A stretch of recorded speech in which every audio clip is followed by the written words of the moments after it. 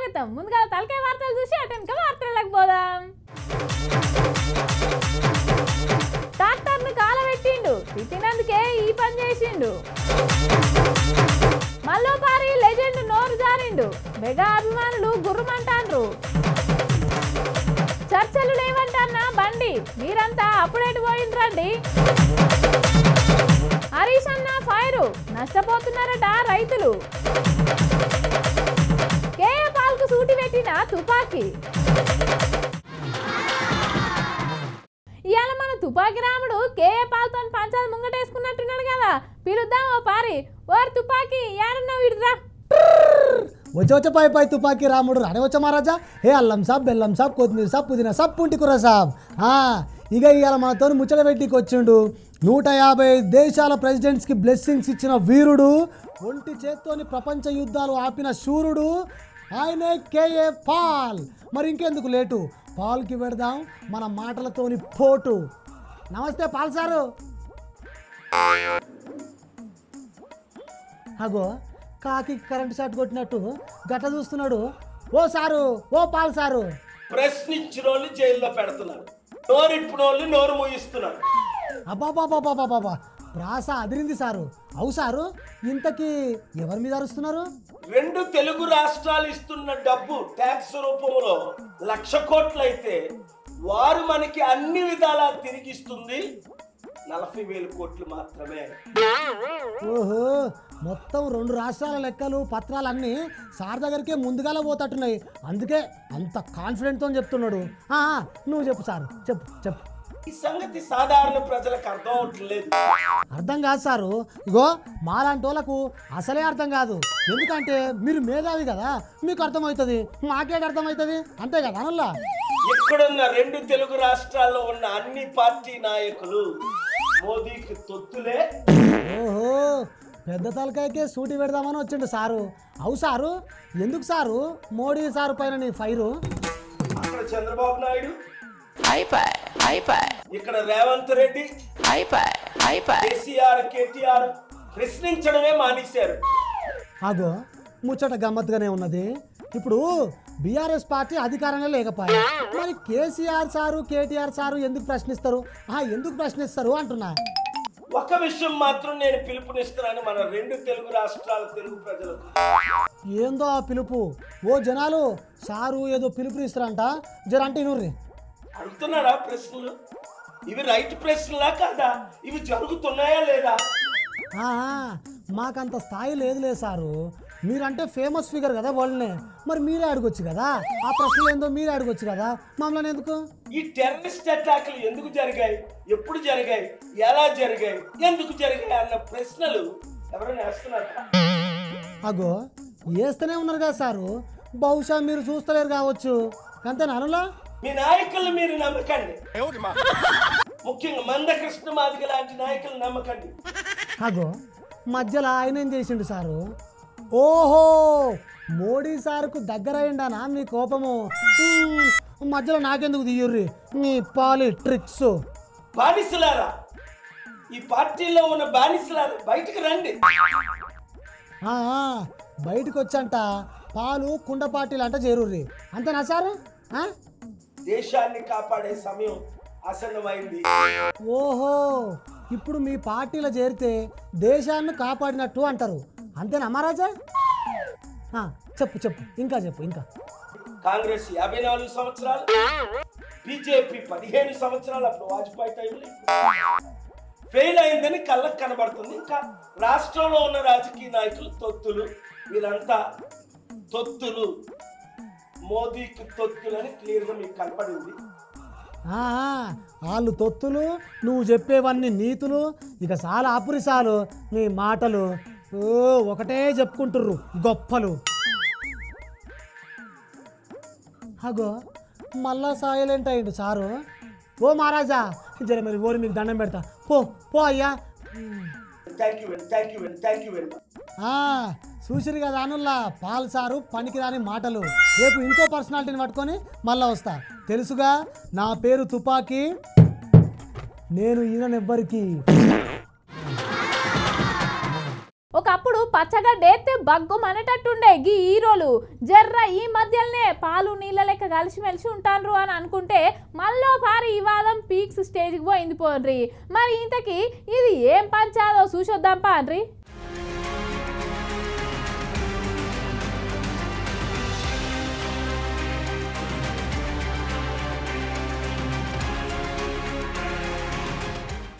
నిన్న హిందూపూర్లో పద్మభూషణ్ సన్మాన సభలో బాలయ్య బాబు ఆయన మాటలతోని మల్లోపారి వైరల్ అయ్యిండు పొరి.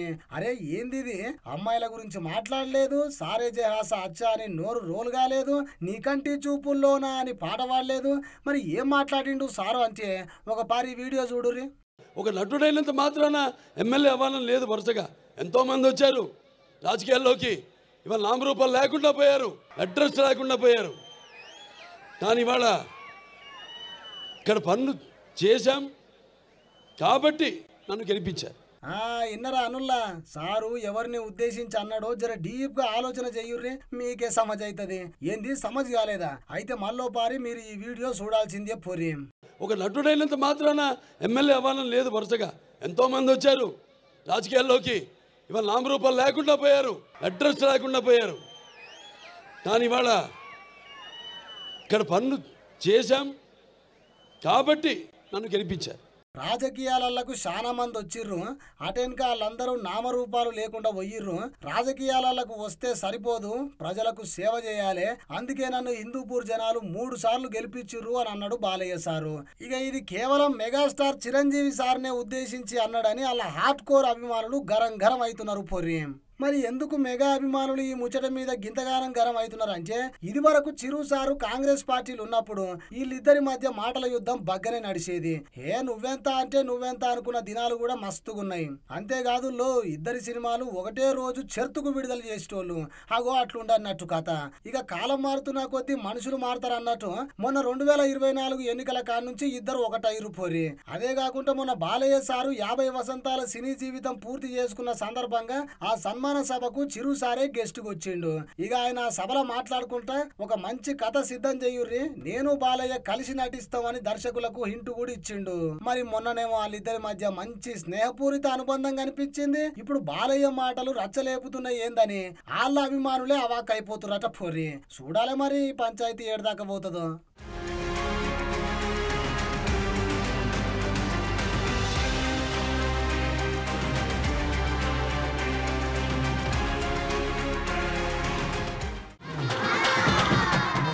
ఒక్కో బ్యాంక్ ఆఫీసర్ను చూస్తేనైతే మామూలు కోపం రాదు పోర్రి. వీళ్ళ ప్రతాపం అంతా పేదోళ్ళ మీదనే చూపిస్తారు.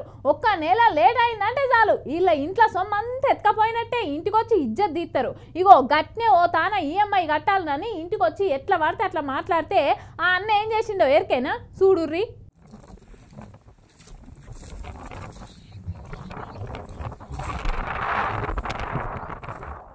అరే అరే సుత్తున్నారు పచ్చ కలర్ ట్రాక్టర్ మంచిగా కొత్తగా ముద్దుగున్నది.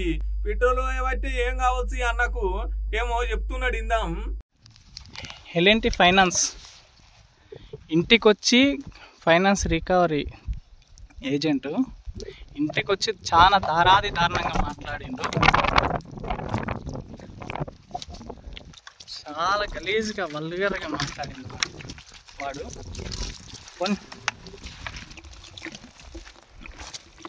కేవలం ఫైనాన్స్ గురించి ఈరోజు మొత్తం 2 ఈఎంఐలు కట్టిన అన్నీ చేసిన. కేవలం ఇవాళ వాడు నన్ను ఇంటికి వచ్చి ఇజ్జత్ తీసిండు వాడు. అందుకే మొత్తం ట్రాక్టర్ కింద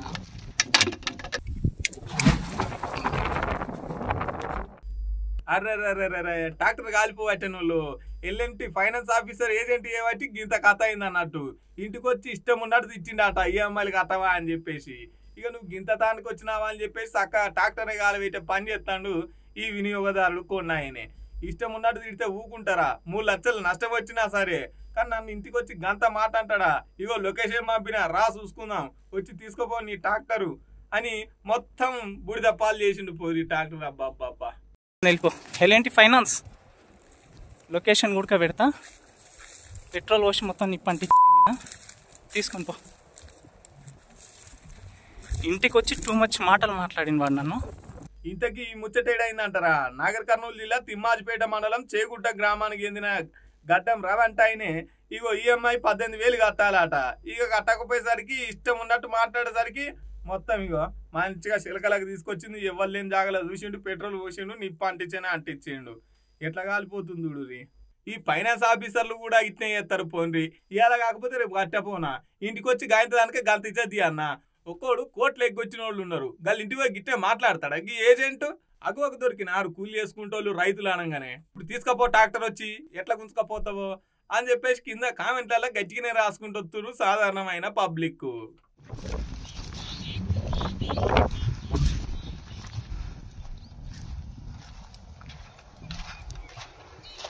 వద్దు నాకు, పోతే పోయింది 3,50,000. ఇప్పుడు నీకు నాకు ఏమన్నా పంచాది ఉన్నదనుకో, ఓ 4 పెద్ద మనుషుల్ని పిలుచుకొచ్చి కూర్చోబెట్టి మాట్లాడుకుంటే పంచాది అయిపోతుంది కదా. బలం ఉన్నోళ్ళు బలం లేనోళ్ళని కొడితే అది ధర్మమేనా చెప్పుర్రి. ఇక ఇప్పుడు మొత్తం గిదే చర్చ. మరి ఎవరెవరికి పంచాది అని అంటారా? చూడుర్రి మీరే.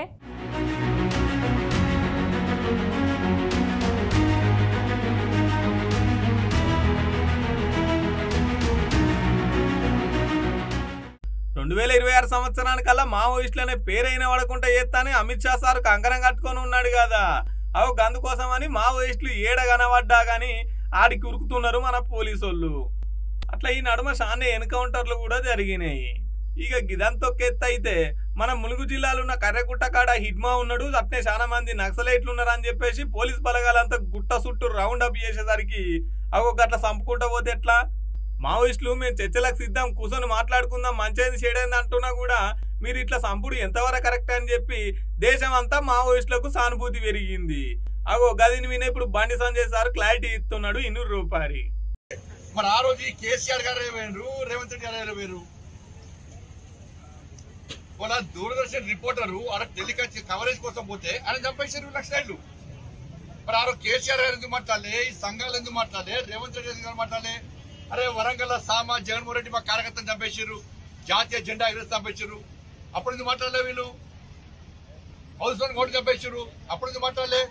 రామన్న గోపన్న చంపేశారు, అప్పుడు ఎందుకు మాట్లాడలే? మీ కాంగ్రెస్ పార్టీ నాయకులను చంపేశారు చాలా మంది. శ్రీపాదరావు గారు అజాత శత్రువు శ్రీపాదరావు గారిని చంపేస్తే వాళ్ళ కాంగ్రెస్ పార్టీ నాయకులను చంపేశారు. కేసీఆర్ గారు టీడీపీలో ఉన్నప్పుడు టీడీపీ నాయకులను చంపేశారు, అప్పుడు ఎందుకు మాట్లాడలే? కేసీఆర్ గారు ఎందుకు మాట్లాడలే? రేవంత్ రెడ్డి ఎందుకు మాట్లాడారు? పోటీ వరి మాట్లాడే ప్రయత్నం చేస్తున్నారు. కేంద్ర బలగాలను మైండ్స్ పెట్టి ఇదే ములుగు ఫారెస్ట్ లో చంపడము వీళ్ళు సమర్థిస్తారా? ఇతను నాకు సమర్థిస్తారా? విన్నారు కదా, అప్పుడు మావోయిస్టులు మరి వీళ్ళందరినీ చంపినప్పుడు ఇక్కడ ఒక్క గొంతు కూడా లేవలేదేంది, ఇప్పుడు ఎందుకు లేస్తున్నాయి? ఒకవేళ వాళ్ళు అట్లా కాదనుకున్నప్పుడు వచ్చి లొంగిపోమాను, కానీ ఇదేంది అని బండి సంజయ్ సారు మాట. అటు మావోయిస్టులు కూడా చర్చలకు సిద్ధం అనుకుంటేనే యుద్ధం చేస్తున్నారు. ఇప్పటిదాకానైతే ఎవరు లొంగిపోలేరు ఇంత యుద్ధం జరుగుతున్నా కూడా. ఇంగిటు ప్రజా సంఘాలు అన్ని పార్టీలు ఒక బీజేపీ తప్ప ఈ ఆపరేషన్ కగారును ఆపాలని చెప్పేసి డిమాండ్లు పెడుతున్నాయి. మొన్న రజతోత్సవ సభలో కేసీఆర్ కూడా కేంద్రానికి లేఖ రాద్దాం అనుకోవచ్చే. ఇవాళ కేంద్ర ప్రభుత్వం కగార్ అనే ఆపరేషన్ పేరు మీద ఛత్తీస్గఢ్లో యువకులను గిరిజనులను ఊచకోత పోతా ఉన్నారు. అది ధర్మం కాదు.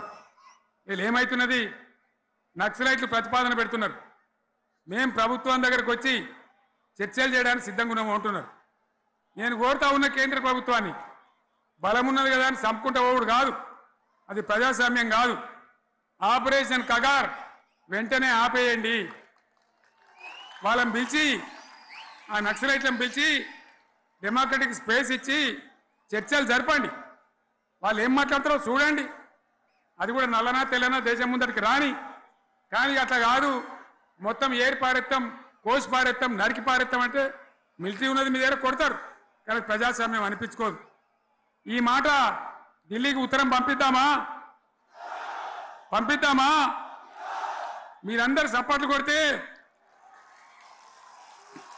తీర్మానంగా భావించి దాన్ని కేంద్రానికి పంపిద్దాం.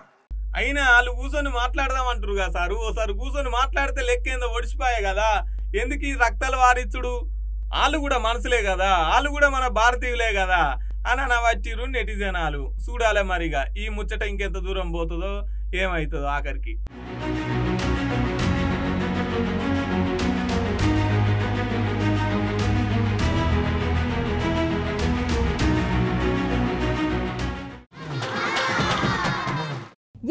గీ వానలు ఒత్తో బాధ రాకపోతో బాధ ఉన్నది కదా. ముఖ్యంగా రైతుల బాధనైతే చెప్పవోషం కాదు పోన్రి. వాన రాకపోతేనేమో పంట ఎండిపాయే, ఎక్కువ వాడితేనేమో కొట్టుకపాయే. ఇక గట్నే మొన్న పడ్డ వానకు రైతులకైతే చిన్న ఇబ్బంది రాలేదులా. అందుకనే గీ లీడరు అరుచుకునే తందుకు పోయిండు. చూసొద్దాం పాడ్రి.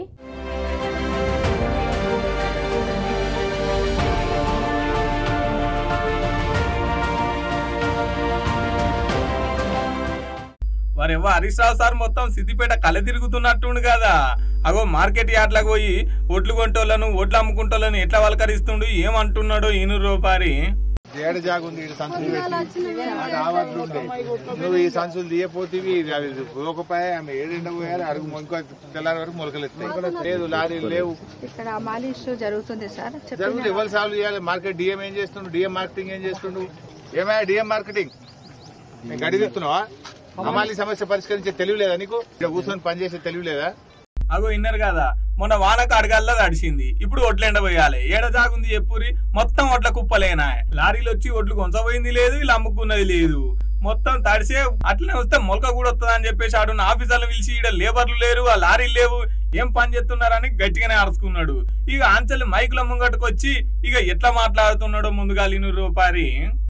రాష్ట్ర వ్యాప్తంగా ఇప్పటికీ 5 రైతులు మార్కెట్ యార్డ్లో పడిగాపులు కాస్తూ దీనంగా ఎదురు చూస్తూ హార్ట్అటాక్తో కానీ వివిధ కారణాల వల్ల ధాన్యపు కుప్పల మీదనే రైతులు చనిపోయిన పరిస్థితి ఉంది.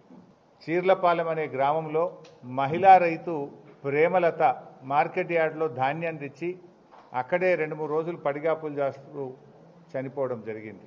ఏప్రిల్ 22 మహబూబాబాద్ జిల్లా నెల్లికుదురు మండలం అక్కడ బిర్రు వెంకన్న అనే రైతు ధాన్యం తెచ్చి ధాన్యం కుప్ప మీదనే చనిపోవడం జరిగింది. ఇట్లా చాలామంది రైతులు, అంటే ఇవి నిజంగా ఇవి నార్మల్ డెత్స్ కావు, ప్రభుత్వ నిర్లక్ష్యం వల్ల జరిగినటువంటి చావులు. ఒక రకంగా చెప్పాలంటే ఇవి ప్రభుత్వ హత్యలు. రైతులు ఇవాళ ఇట్లా చనిపోతున్నా ఈ ప్రభుత్వానికి చీమ గుట్టినట్టు కూడా లేదు. అందాల పోటీల మీద ఉన్న శ్రద్ధ రైతుల మీద లేకపోవడం సిగ్గుచేటు. అగో ఇన్నర్ కదా, రేవంత్ రెడ్డి ప్రభుత్వానికి అందాల పోటీల పట్ల శ్రద్ధ రైతుల పట్ల లేకపాయే. రాష్ట్ర వ్యాప్తంగా మార్కెట్ యార్డ్లల్లా మొత్తం పంటంతా ఎండిపోయి రైతులు గోసవాడుతుంటే ఈ ప్రభుత్వం అందాల పోటీకి రెడీలు కావచ్చు. దగ్గర 5 దాకా జీవిడిసిర్రు. అలా ఈ సహజ మరణాలు కావు. దీనికి ఖచ్చితంగా ముఖ్యమంత్రి రేవంత్ రెడ్డి అట్నే కాంగ్రెస్ ప్రభుత్వం బాధ్యత వహించాలి. ఇవి సాధారణ మరణాలు కావు, ఎందుకంటే ఇవి కాలం చేయబట్టి కాదు, సర్కారులో వైఫల్యం చేయబట్టే చచ్చిపోయారు కాబట్టి ఈ సాగులన్నిటిని కాంగ్రెస్ ఖాతాలని వేసింది అన్నట్టు. వాన గట్టికి వచ్చేసరికి రైతన్నల పరిస్థితి ఇది. సర్కారు రైతుల దగ్గరికి వచ్చేసరికి గిట్లెందుకు ప్రవర్తిస్తుందో అర్థం కాదు. రైతులు ఏం అడగరానా? అన్నిటి మీద శ్రద్ధ చూపించినప్పుడు మరి ఇవాళ రేపో చెడగొట్టు వానలు వస్తాయి. రైతులకు కూడా అక్కడికి వచ్చేటి అన్ని దగ్గర అందుబాటులో పెట్టాలి కదా. అంటే ఇక్కడ రైతులు అంటే చిన్న చూపు అన్నట్ట. అరగాలం కష్టం చేసి పంట పండిస్తే ఇనముంగట్నే కంచంలో మను పోసినట్టు ఉందిగా ఈ కాంగ్రెస్ ప్రభుత్వం అని చెప్పేసి నెటిజన్లు కూడా కింద కామెంట్లు గట్టిగానే పెడుతున్నారు. పోండ్రి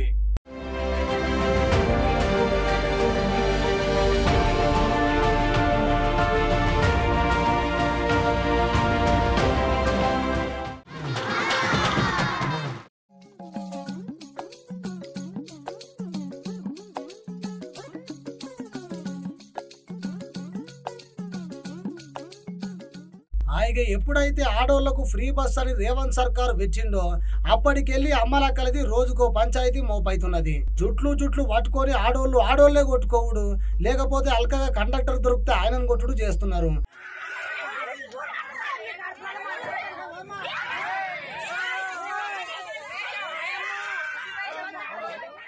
ఆగో గంత ధైర్యం ఇచ్చిండు ఆడోళ్లకు రేవంత్ సారు. ఇక గీడ చూడు ఈ కథ ఎట్లున్నదో.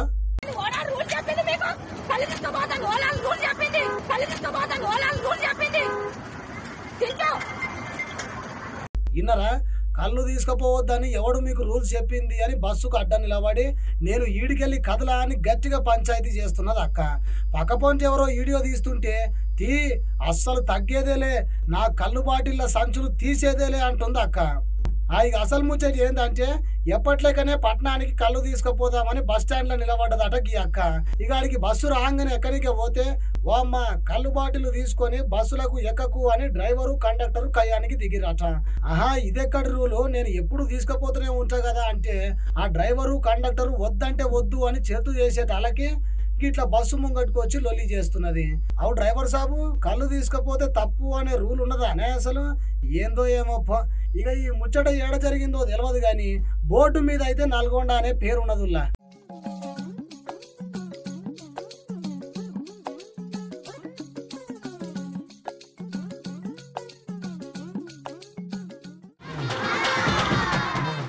ఇక గివ్ అన్నట్టు ఇయాల్టి ముచ్చట్లు రేపటి బరాబర్ ముచ్చట్లలో మళ్ళా కలుద్దాం. అంతదాకా చూస్తూనే ఉండు బీఆర్కే న్యూస్ తెలుగు సత్తా. మళ్ళీ రేపు వస్తా.